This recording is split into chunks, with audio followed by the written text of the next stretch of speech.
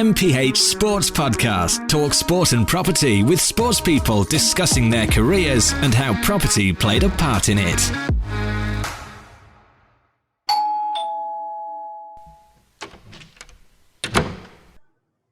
Neil Mellor, welcome to Talk Sport and Property. How you doing, mate? Lee, thanks very much for having me on. I'm well, thank you. Good. Now, well, listen, thank you for coming on. You've probably heard a couple of the guests that we've had on previously on the pod, and we normally fly through into the first section talking about your career. But before we kick off and talk about football, as you know, I'm a bit of a LinkedIn guru, and you keep appearing as a very popular keynote speaker alongside your Sky Sports role that you've got at the moment. Could you share with us, what you're doing at the minute and why so many companies are reserving your services? Because I see it absolutely everywhere. It's working, LinkedIn. My posts are working. It's getting noticed. Brilliant. Yeah. So for me, I'm a retired professional football player. I work in media with Sky Sports, but I've also embarked in something completely different. And that's what it is, keynote speaking. I mean, you see a lot of football players doing the after dinner circuit. This is different. So a keynote speaker is an international keynote speaker. Let's get that right. So I can travel anywhere in the world and I can deliver a keynote speak. Now my main subject is resilience. And, you ask any sportsman, sportswoman, they need resilience to be at the top of their game. So it's educational, it's motivational, it's inspirational. And I'm told, or I like to believe, it's funny in parts as well. So it's more of a corporate audience, even schools as well, rather than that after dinner circuit. So it's something I enjoy doing. Well, I've seen your show reel. I've got to say it's absolutely first class, mate, honestly. I know we've also spoke about you coming in and doing a talk as well with our MPH Sports Academy members. But if anyone wants to book you in that's listening to the pod, where would they reach out to? LinkedIn. I'm on LinkedIn. I'm on Twitter. So please don't abuse me on there with anything I say. It's Neil Mellor 33, and I'm on Instagram. That's nmellor33. Or get in touch with yourself via this podcast. Right. Absolutely fine, and I'm sure we can sort something out. All right, superb. Thank you, mate. Well, let's talk about your career because it's super impressive. You were born in Sheffield, 241 games with Liverpool, West Ham, Wigan, Preston, and Sheffield Wednesday, scoring 72 goals. But surprisingly for me, it all started at Manchester City. Yeah, Lee, I wish there was more figures than that. I wish there was more goals scored. I wish there was more games played. But yeah, I'm proud. I got to fulfill a dream. For me, a dream was to become a professional football player. Many little boys and girls have that same dream, don't they? I feel fortunate I got to experience that. But it all started, yes, at Man City at the age of 10. And it's something I touch upon in my keynote, actually, because that was when the football journey all began for me. And some people may know or may not know that Man City was my team growing up. And the reason being was my dad played for Manchester City. Yeah, I read that. When Man City were good in the 70s, then they had a bad spell for a long time, Man City. Now they're back good again. So, it all started for me at the age of 10. I grew up there where my dad was from and joined the School of Excellence back then. So it was 10? 10 years of age? Yeah.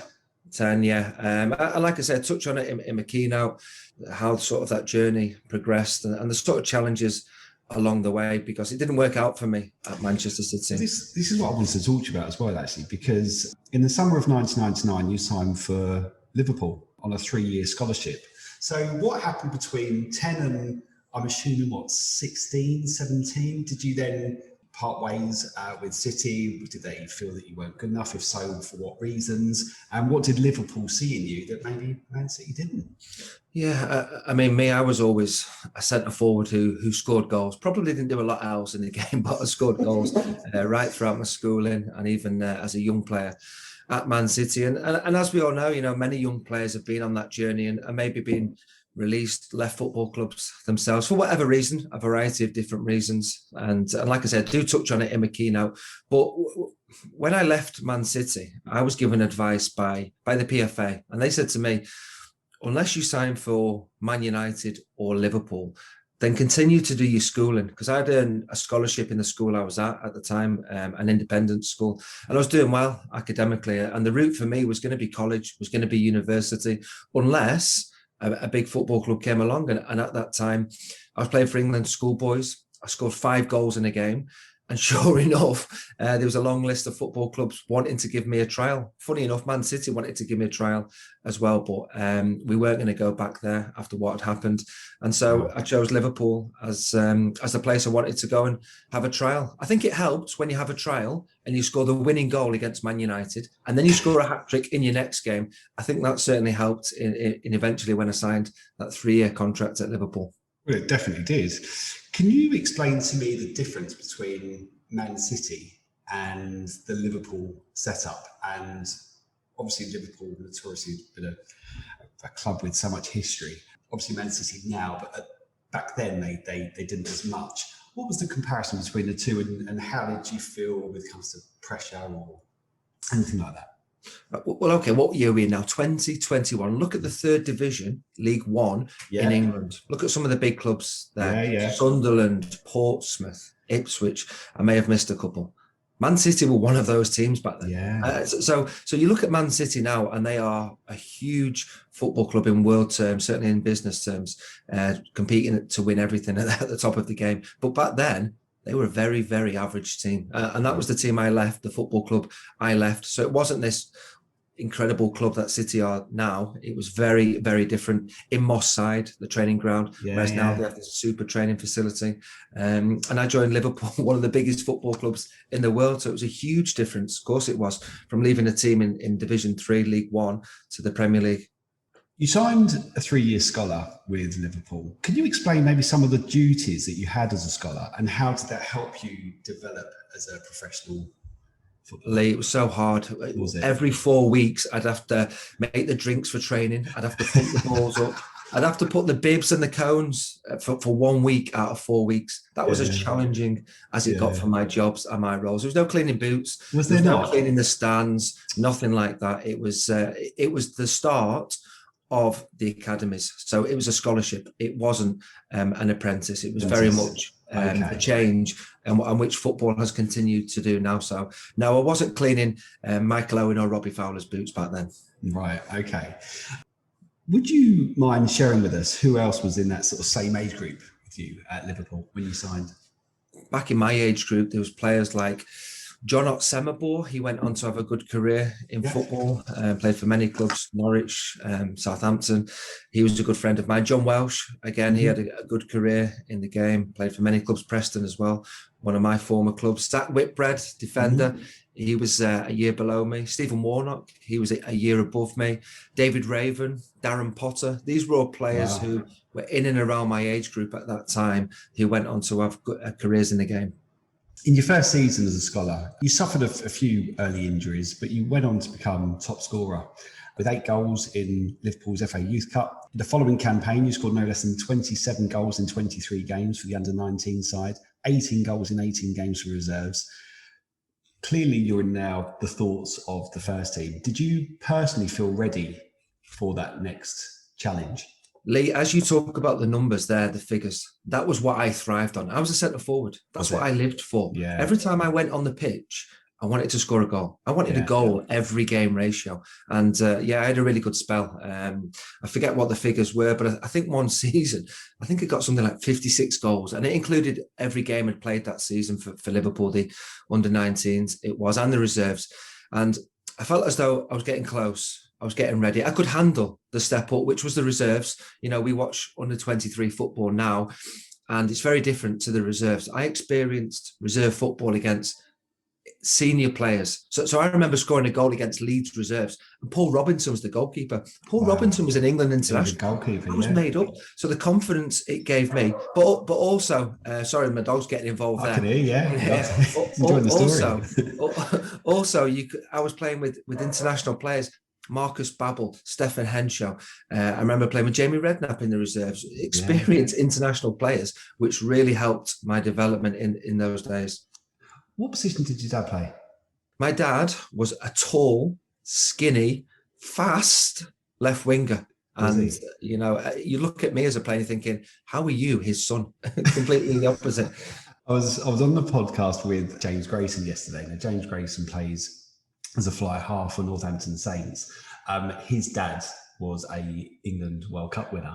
I asked him the question yesterday, what was it like for your dad to be a dad, really, because obviously you naturally feel that little bit of pressure. What was it like with Dad being there? Was he just a real motivational, inspirational person in your life, or was he a bit hard on you? What was he like as a dad as well as a player?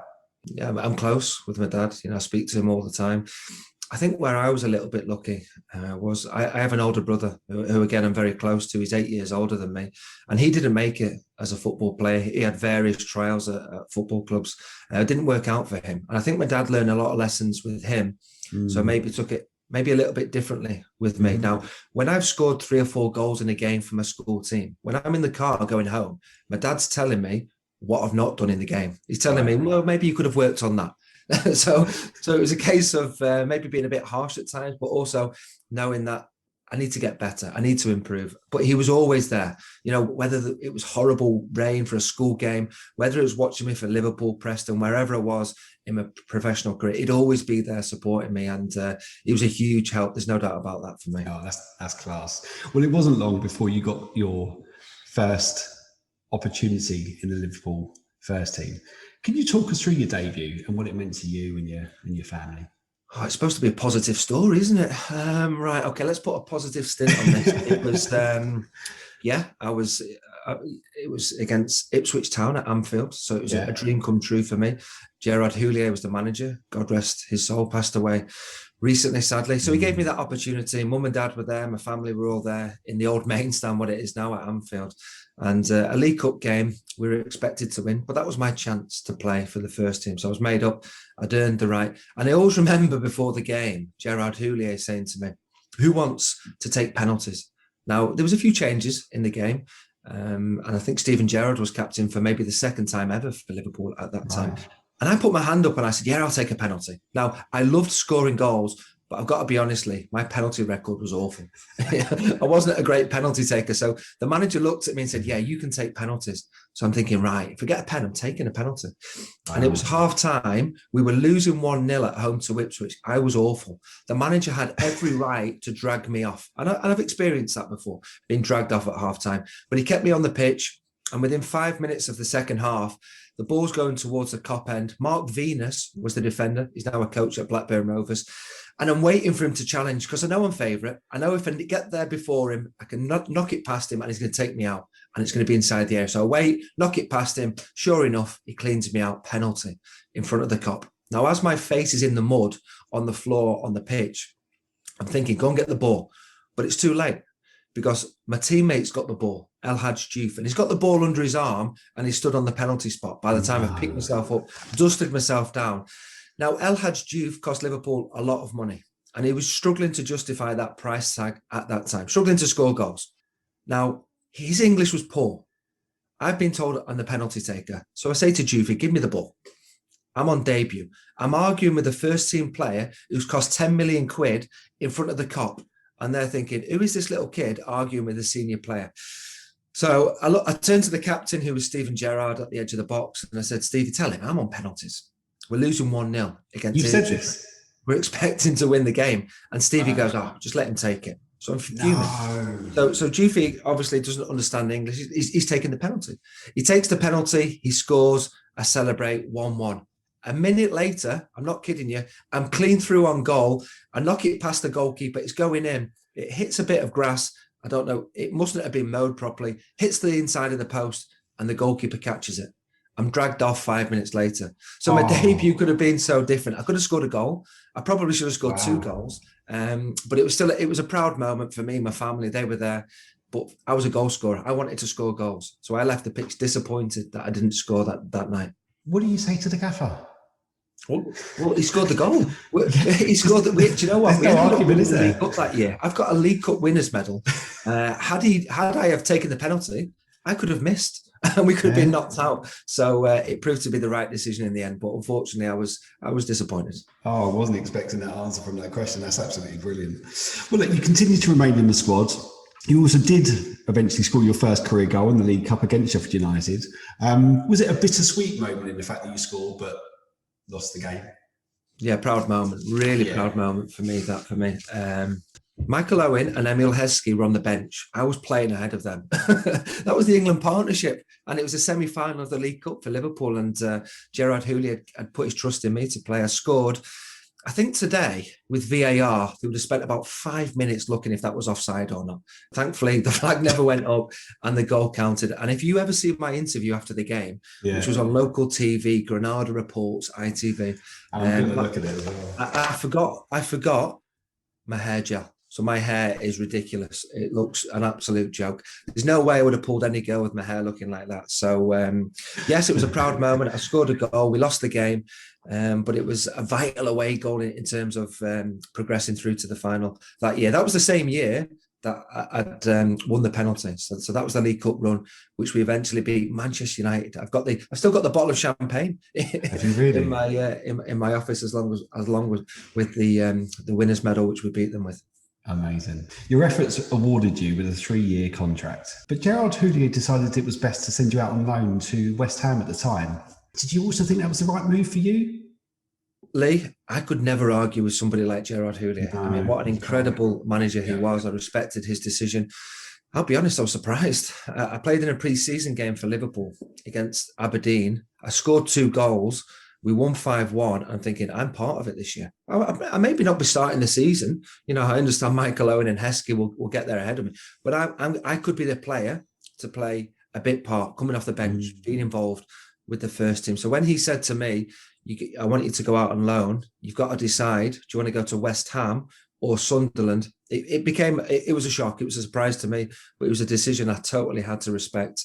And it was a maturing experience, let's say that loan one. Yeah, it was. I mean, it was a tough decision in itself. Sunderland, a huge football club. West Ham, a huge football club. Both in the Championship, both demanding, wanting promotion. The pressure was there. I had to ring, believe this or not. I didn't have an agent. I had the PFA looking after me. So I had to ring Mick McCarthy, the Sunderland manager, and I'd written it all down and explained why I didn't want to sign for Sunderland and why I'd chosen West Ham. Wow. How old were you then? I was, 20? That was a tough phone call. Yeah, I was shaking. I was nervous. I was like, oh, Mick, really sorry. Thanks for wanting to sign me, but I'm going to go and sign for West Ham instead. So it wasn't a long phone call, but it was a tough one. Yeah, no, sure. Well, look, the following season in 2004, I think it's the memory all of us football fans remember you for. Neil, can you talk us through that infamous goal against Arsenal in front of the Kop, please? Oh, absolutely. Absolutely. So when you hear my keynote, I go into full detail. The one question I've been thinking about all morning, thinking, I can't wait for this answer. I can't wait. What people don't realise, and I don't mention it in the keynote actually, was the first thing I did when I got to the ground that Sunday afternoon was I went to see the doctor because I was struggling with my knees at the time with an injury. And he gave me an injection just to get through the game. Just a pain-killing injection to say, right, okay, you can get through it. So I was struggling.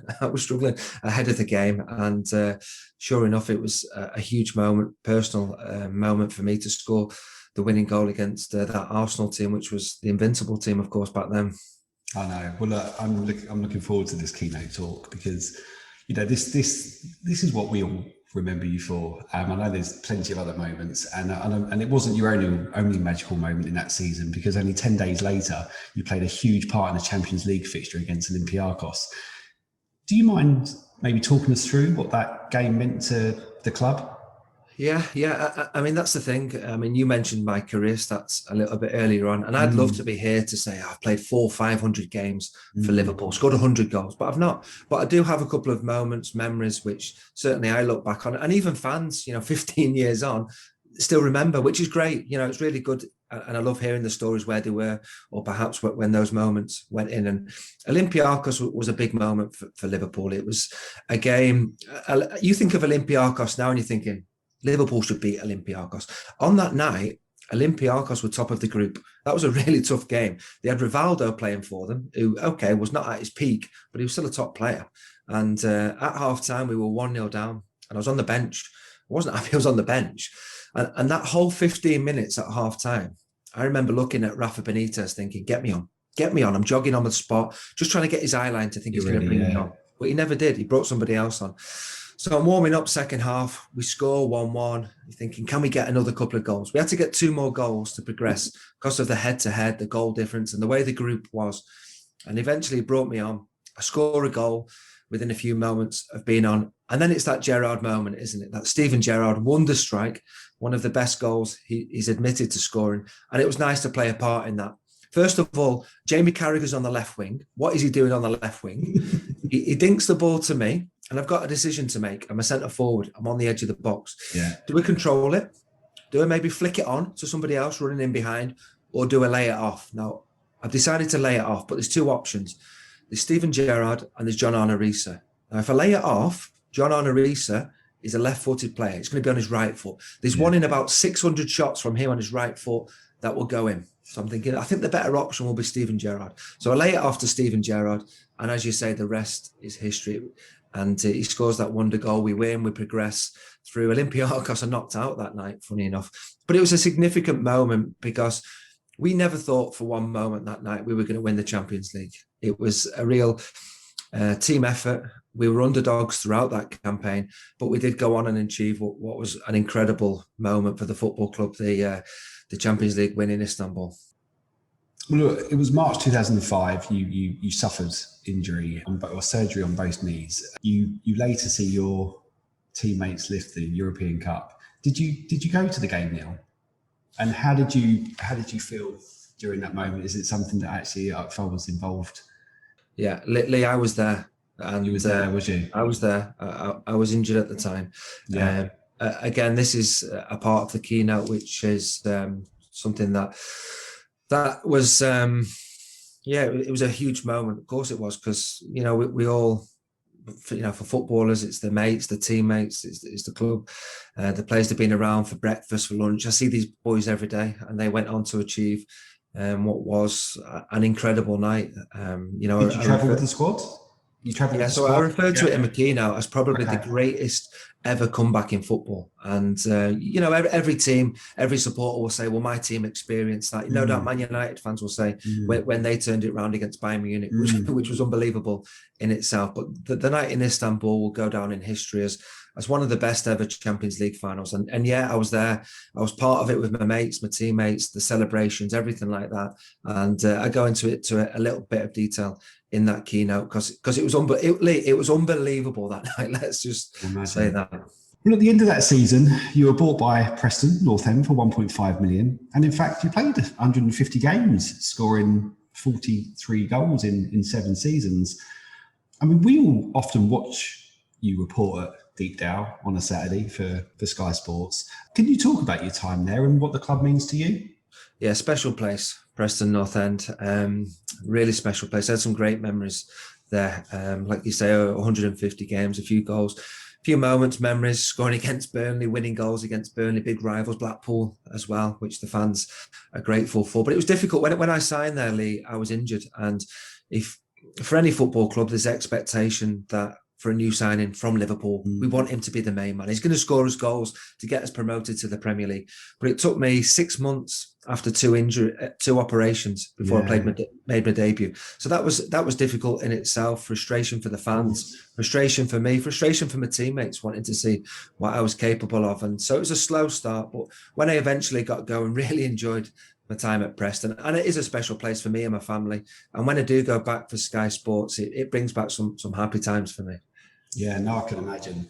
Well, look, I mean, honestly, I could talk to you about football for the next sort of half an hour, really. I know there's so much I want to try and extract from you, but we can't, because the keynote is where we all need to invest some time and money into, and we will be at MPH Sports. There's no question about that. We're going to get you on because I think there's just so much that you can help other athletes learn from.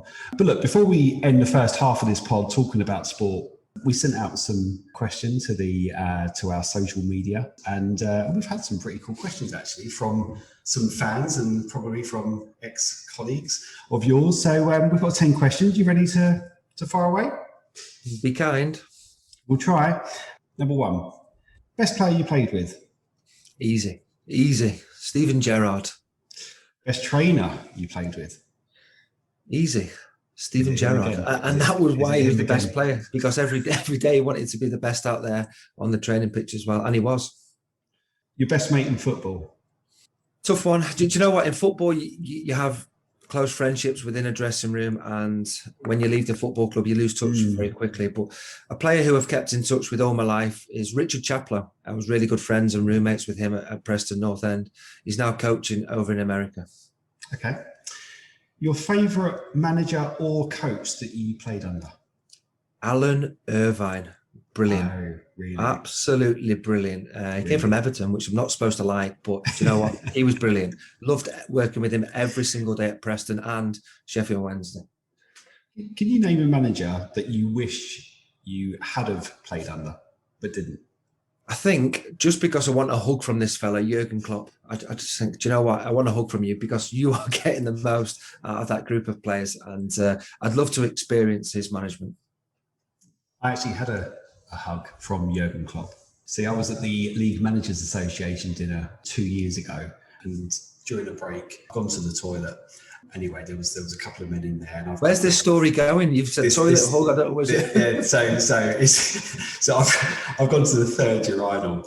So we've all had a few beers, and suddenly the next person who's gone to the toilet next to me is Jurgen Klopp. So, and he's a very tall man. I was going to say humongous man, but I don't think that's probably the right word I should be using when we're describing Jurgen Klopp in the toilet. But he's a very tall man, isn't he? So he said, good evening. I said, good evening. I said, congratulations on your award. He said, thank you. He said, you enjoyed your night? I said, having a fantastic evening. You? He said, yes, very good. Anyway, we got outside. And I said, do you mind me having a selfie? And he said, of course. And that was the time I met Jurgen Klopp. But what a guy. Yeah, awesome. He's been brilliant. He has been brilliant. Who was your role model growing up? I was the centre forward. I loved scoring goals. And for me, the best at that was Alan Shearer. I thought he scored every type of goal there was to score. So he was someone I greatly admired and looked up to. Brilliant. Preston North End v Liverpool. Who is Neil Mellor supporting? Oh, do you know what? I am hoping for an entertaining 5-5 draw. Everyone's happy. I like to see both teams. I like to see both teams do well. And hopefully I don't have to cheer anyone on in that game. All right, fair enough. One game you wish you would like to commentate on? Yeah, probably. I was lucky enough to do the Champions League semi-final. Ajax, I think it was 2, Spurs 3. It was a cracking game. Really enjoyed that. Love to do the final. I would love to do a Champions League final because I think, you know, we love the Champions League, don't we? One of the biggest games, certainly of the year. So that would be great fun to do that. What did you do in the evening after that goal against Arsenal? And please do not refer to your keynote. We want to know. No, don't mention it in the keynote. I should probably do. It was a Sunday night, and in Liverpool, Sunday nights were brilliant. And the boys were saying, let's go out. Let's go and have a few drinks. Lee, I was exhausted. I was like, do you know, I can't go out. So I went back home. I was still living with my mum and dad at the time. Yeah. I sat on the sofa. Yeah. I had a hot Vimto. Anyone have hot Vimtos back in the day? And I watched Match of the Day 2 and Gordon Strachan telling me what a good goal it was. So I felt good. And I felt better in the morning because I wasn't feeling rough from being out with the lads. I'm so disappointed. Sorry. That's okay. Neil, I see you posing in your golf gear on Instagram. Come on. What's your golf handicap? You like a bit of golf? Love a bit of golf. Do you? Yeah. I've well, if you've seen me on Instagram, you must have seen me talking about my hole-in-one. I got a hole-in-one. No. 5-iron, 181 yards into a bit of a coastal breeze. Hit a beautiful shot. Yeah, so that was maybe a bit of a fluke. But I love my golf. It's good fun, and I'm very average. My handicap is 11 at the moment, but I'm sure I can try and get it down a little bit more. My putting is awful. Do you know what? If I get on the putting green, I'm 3-4 putting sometimes. I feel like snapping my putter. Well, I'll tell you, I love the gear. So listen, mate, I've absolutely loved that. Thank you very much. Let's come back and talk property. Talk Sport and Property Podcast, sponsored by MPH Sports Property Academy. Download the app today from the App Store or Google Play by typing in MPH Sports, the trusted go-to app for sports people looking to buy or learn about property. Neil, welcome back. We met back in, I think it was the winter of 2019, where we spoke about property and discussed some ideas. Have you always had an appetite for property? Yeah, I think for me, property has had that reputation of being a good investment, something where you can make money from, and the house prices have shown that. So for me, I've always, no different to most people, wanted to make money in a good investment, and property has always been an avenue to potentially do that. Yeah. Did your parents invest in property when your dad was playing? Yeah, did do, but like with some people, made good decisions and bad decisions along the way. I mean, for me growing up, mum and dad, I'm one of 4 children. We never had an extravagant house, nothing like that. It was a case of just, I had a bunk beds with my twin sister. It wasn't a case of having a big house, but it was, we got by, and of course, good decisions and bad decisions were made along the way. Yeah. What age were you when you bought your first property, and where did you buy it? I was 20 when I first bought my first property. It was in Knutsford. Knutsford, what a great area that is. Yeah. You cannot possibly lose with an investment there. So I bought a 2-bedroom duplex apartment with stairs in there. Oh yeah, it was a proper little bachelor's pad. It was walking distance into Knutsford. What a wonderful place that is. And believe it or not, what did I have that for? 12 years? Made 20 grand. That was it. So I'm thinking, how have I invested so much of my money at that age and not made what I was hoping to make with my returns? Was Knutsford the only area that you were looking in? Because you're a first-time buyer. What did you do? If you don't mind me asking, did you just sort of find it on Rightmove or something, or did you go in and see a few estate agents, or did you see many properties before making a decision on this one? Well, back then, what were just round about the millennium, things were very different. It was my mum and dad lived in Sale, so a nice area around Sale was sort of Hale, Wilmslow, Knutsford, so that that would be a good place to invest, which probably was. Unfortunately for me, it wasn't great, and again, even things like negotiating the price of the purchase price, the stamp duty was £250. I bought it for £255. What am I doing? No. Buying for over the stamp duty? But there was no advice. I was going to say, did you not have someone that you could maybe sort of speak to about this? No, nothing like that. It was a case of help from my mum and dad at that time. They wanted me to put money into a house rather than wasting it on a £40,000-50,000 car, whatever, which I saw a lot of teammates do at that time, and so the investment went into the property, but I didn't have the skills to negotiate with the price. Clearly, the fact that I was paying stamp duty on a new property when I could have maybe done a better deal. I suppose it's just the knowledge, isn't it? It's just understanding where do you go with it. It's not a property that you kept then? You said you made 20,000 over 12 years. Yeah, I mean, I rented it out for a long period. Did you? And the rent was really good. Really good. But like I say, in terms of valuation of the property in that time, it just didn't go up significantly, where I actually went to West Ham 6 months after I bought that house. Bought your flat? If I'd have bought a place down in London, where I would have probably made double what I paid for it. But I didn't know that at the time, of course, and things you learn as you get older. Yeah, definitely. Well, look, do you mind sharing with us how many properties that you have now? Yeah, I mean, I've had up to 5 at one stage, and I've sold a couple, and the reason was just to get the rent in, really, getting the rent in and capital gain, property valuation to increase over time. I could have increased to more properties, but it was something where I just limited at 5, and that was the maximum I went to at one stage. Yeah. It's a good, interesting debate whether people go down the road of capital growth or passive income. It sounds like really you were trying to buy properties and try and add some value, or just simply buy them in good locations and rely on capital growth, just expecting to rise. Was that something that you were always sort of mindful of when you were buying your property? Yeah, the aim was to sort of review every 5-10 years, because whilst I was playing football, I was no rush, no great need to get the rental income in. So it was sort of ticking over. And I thought after 5-10 years, I could look and see, well, where's the valuation on that? And perhaps there's equity then in the property to make money that way. Yeah, I suppose the mindset of a player like yourself when you were playing at Liverpool and then Preston is that you probably don't necessarily need the money. No. And therefore you're buying property, and therefore you're thinking, well, actually, I don't need the income. Therefore, it's got to be all about the location. It's all got to be about the growth in the value of that property and where it's going to go to, of which I completely understand. And we find that balance quite healthy, where we talk to new players daily about what is your strategy. Is it going to be capital growth, or is it going to be passive income? Out of interest, the properties that you bought, Neil, did you buy them in a property company, or did you buy them in your own name? And So I've got a friend who I think you met as well, who has his own property company, and he was the one who sourced the houses and managed the houses for me, and was a big help, certainly in that sense. But like you say, when you're playing football, when your focus is on the football, earning the money, never really think about the houses. But only when I've sort of come out of the career, I'm thinking, why didn't I pay a little bit more attention to the potential in the housing market? Then there could have been perhaps more rewards, certainly coming out of my career that way.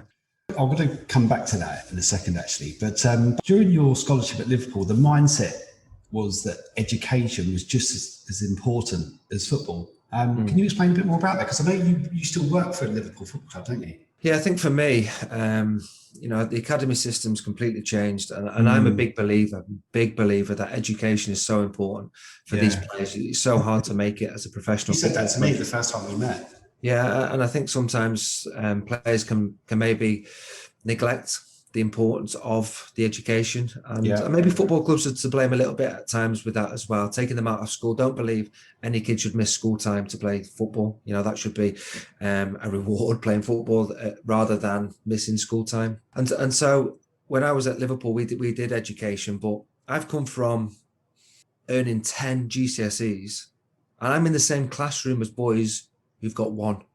Wow. And so that was a huge change. So certainly, and it's improved, of course, it's improved since then, the academy system, education system, but it was a big shock to see that the education was certainly put to one side. So I'm a big believer kids need the education, because if they're lucky enough to be a football player, brilliant, but you are longer out of the game than you are in the game. So make the most of that education and give yourself more opportunities for when you do come out. Yeah, no, I completely agree. I mean, when you was at Liverpool or even Preston, did you experience any property education via the club? No, but when you're professional football players, everyone wants a piece of you. Financial advisors, agents, I can do this deal, I can do that. I remember somebody somehow got a pass to come into the training ground at Preston and sell us houses in Cyprus. No. I've seen mates lose over 100 grand on properties like that, like in Marbella, Spain, because of not really knowing the full details, not getting the right advice. And I've had some painful experiences through property. And the education's not there, the understanding's not there.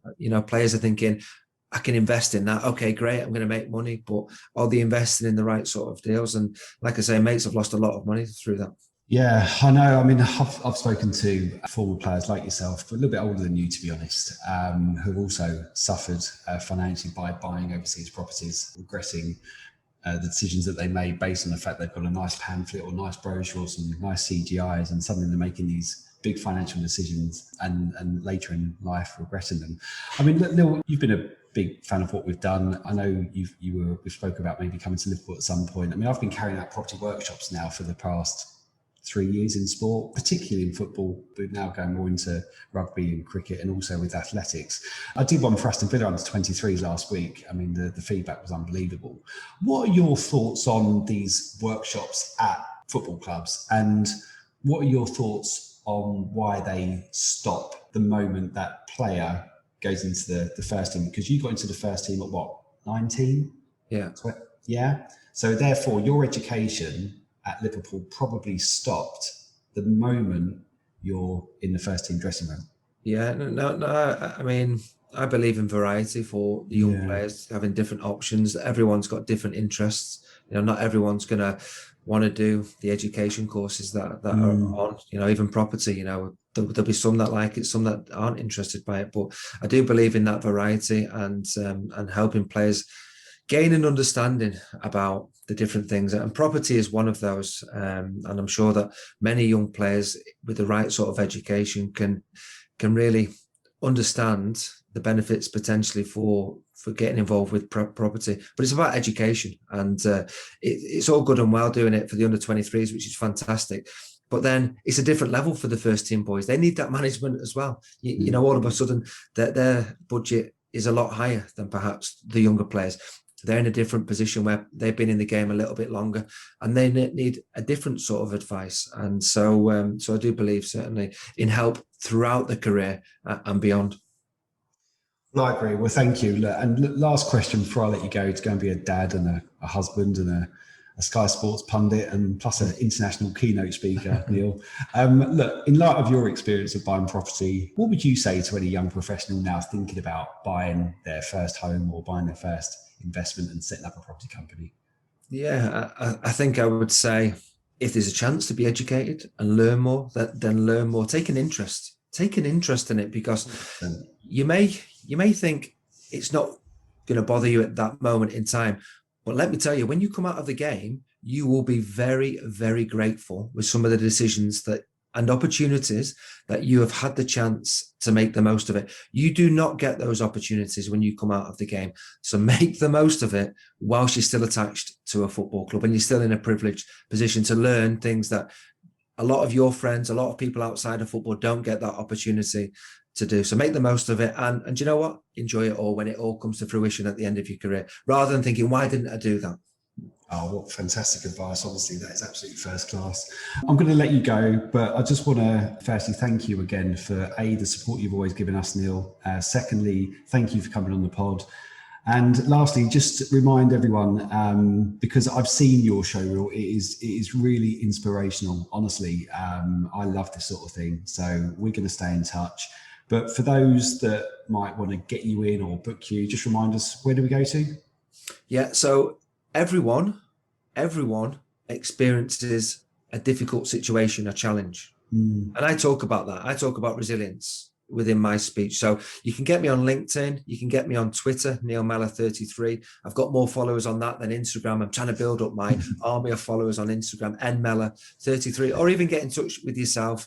And I'd love to have a little talk about my experiences and how they can relate to you. By the way, you don't have to like football to understand and relate to my keynote speech. I agree. I've seen it. Fantastic. Neil, you're an absolute gentleman. Thank you so much for coming on the pod. Really appreciate it, mate. Thanks for having me. Cheers, Neil. You've been listening to Talk Sport and Property. Visit the App Store and download the MPH Sports app today, or keep up with us over on Instagram.